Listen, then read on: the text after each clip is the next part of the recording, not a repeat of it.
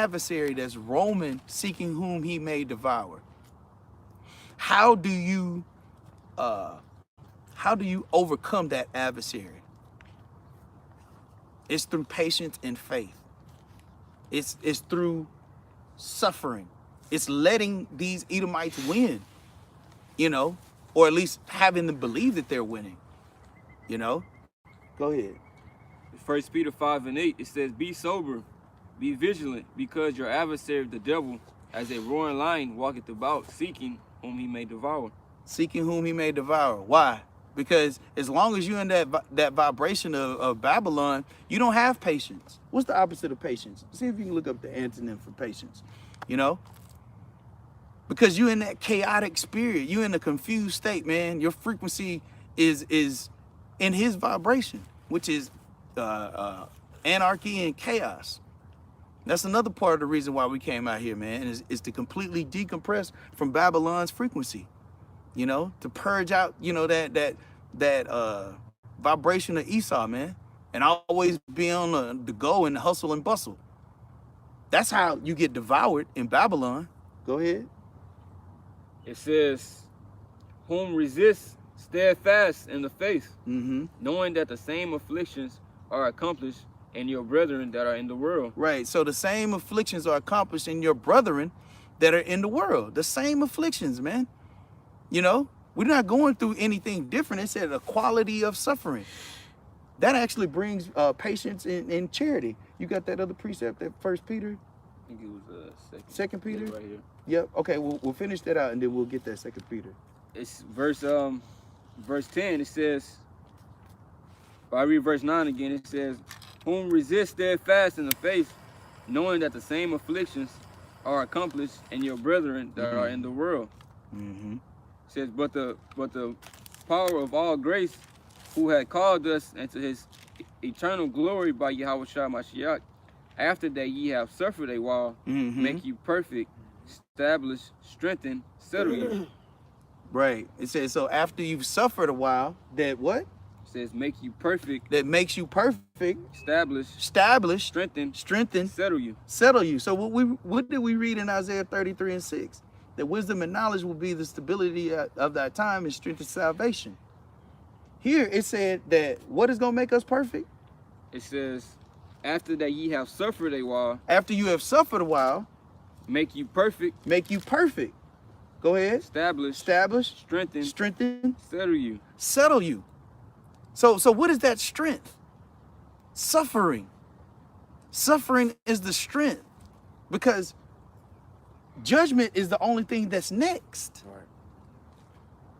There won't be any suffering after that. The suffering we're going through now is mercy compared to the judgment that Yahweh Shemi Shai is going to execute because you didn't go through the suffering now. You didn't go through that straight and narrow where it's fire on one side and water on the other side. See, suffering is the way to salvation. See, just like they tell you in business, people like to avoid failure. Well, when you really understand how to get to success per se, success is through failure. Because you keep failing enough to where you actually figure it out. You know what's right. You know the right way. Likewise with suffering. Suffering builds character. And the more your character is built, the more you become perfect. The more you become strengthened. The more you become established. The more that knowledge, wisdom will be your understanding and strength of salvation. Because you've suffered through these scenarios well before they happen. Okay? Did you want to make a point? I got a quick, real quick one. Going to that suffering, because that's what the Most High do to the ones He loved, and it's not for a negative. It's a positive. I'm gonna read this real quick. Hebrews 12:6. For whom the Lord loveth, He chasteneth and scourgeth every son whom He received. If you endure chastening, the Most High dealeth with you as with sons. For what son is it whom the Father chasteneth not? Now this the point. It says, verse 9.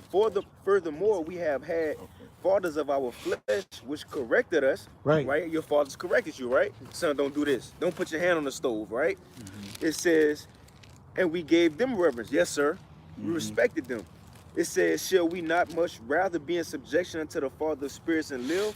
For they verily for a few days chasten us after their own pleasure. Shit, you go sit in the house till I get tired. Right, You know, I'm gonna beat your ass till my hand get tired. But this is why the Most High chastening us. He says, but he, talking about the Most High, but he for our profit. He for our profit. Chastening us, putting us through shit, not because he want to, because it pleases him, no. For our profit, so it can make us better. So it can get us strengthened and hardened for the times that's coming. That's you know, right. so say if we go through misfortune now, Right. we know how to go through it, experience. We know the experience already. We've been through it, so we hard in the spirit, right? Because we had that experience and patience, you know.